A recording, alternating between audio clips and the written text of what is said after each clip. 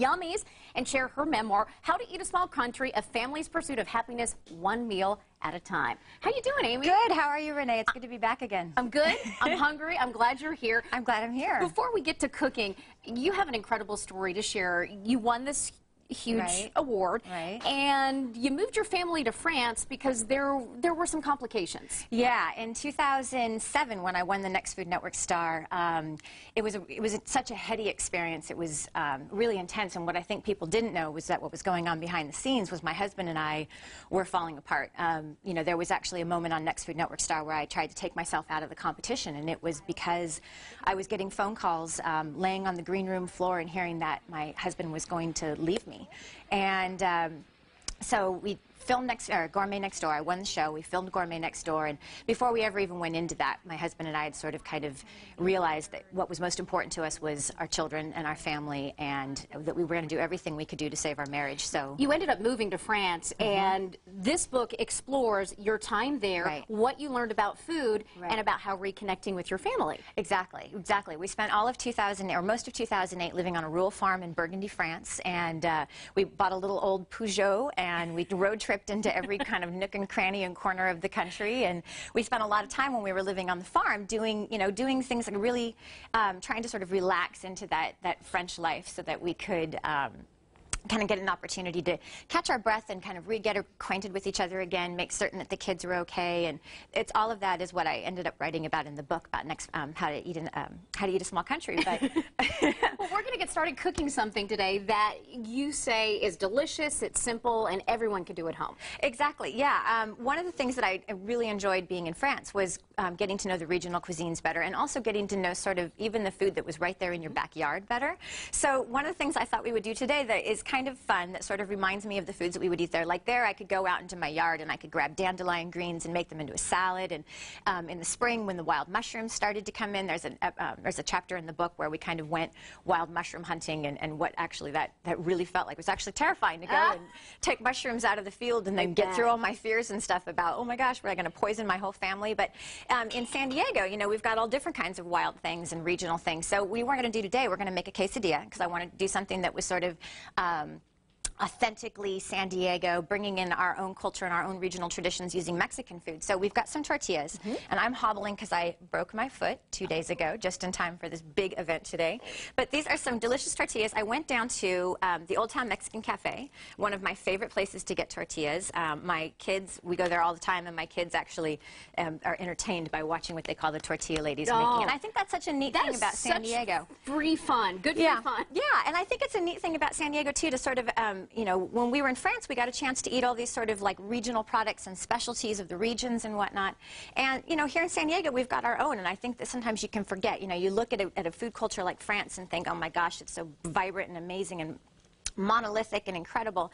And yet here in San Diego, we've got some really great regional traditions of our own. So, like I said, so we just wanted to do something simple. So we're doing these quesadillas. So I just did a little butter on the grill, and then we've got one of our delicious Old Town Mexican Cafe quesadillas. And if you could sprinkle a little bit of this cheese on top for me. Tell me a little bit about the cheese you chose. This is just a Monterey Jack cheese. And the reason why I decided to use Monterey Jack is, one, it melts really nice and creamy and gets that really good sort of delicious Mexican flavor that we love.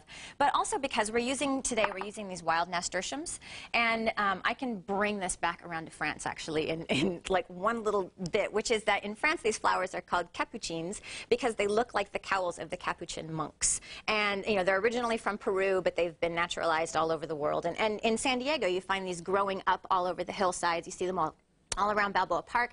I've got these growing down a hillside in my backyard, so I was thinking, okay, well, if I'm not going out and doing like what I did in France, going out and getting my wild dandelion greens to make, you know, this kind of salad with croutons and hams and whatnot, so I was going to use, instead, I'm going to use my wild food, my nasturtiums. So these nasturtiums have kind of a real peppery flavor, actually a little bit like watercress. And what's neat, you can put them in salads, and that's actually probably the most common way that people have seen edible flowers used. But have you ever had a quesadilla made with like zucchini blossoms? I don't think that I have. That sounds really good. Yeah, it's something that, you know, like you can pick up zucchini blossoms at the farmers markets all over San Diego, especially this time of year. And we got about a minute left, okay. So we want to taste these yummy treats. Okay, well, so all we're doing is, like I said, so we're doing this kind of in the spirit of using the zucchini blossoms. Instead, we're using the nasturtiums. So, like I said, they've got kind of a nice peppery sort of a flavor. Oh, and we're going to put just a tiny bit.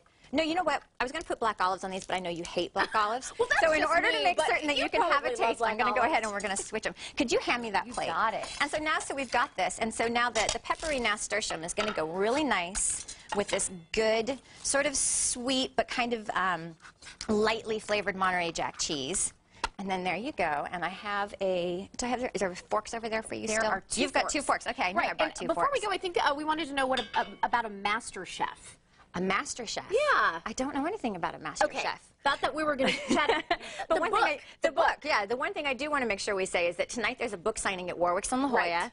Right. It starts at 7:30, but I believe doors open at 7. And I'll be reading a little bit from the new book, How to Eat a Small Country, and talking about all those road trips through France and more about sort of the experience in marriage and family and how important marriage and family is. Wonderful. All right, and I'm going to take a little bite of this, but we're giving away some copies of your book. So all you have to do is go to our website, sandiego6.com, and we just follow the instructions there and click on SD6 Rewards, and you will get a copy of your book. Amy, So thank tell me what you think. So, okay, that's amazing. Anything good? with cheese and butter, I am so in. Really, really good. And a little taste of wild San Diego. Sounds amazing. Thank you so much. For more information, you can go to sandiego6.com, click on San Diego Living. All right, put those pinkies up. We've got a delightful group buy for you this morning for 2 at Shakespeare's Corner Shop. I bet you didn't know that Shakespeare had his own cafe right here in San Diego. It's on India Street, just off Interstate 5, and you're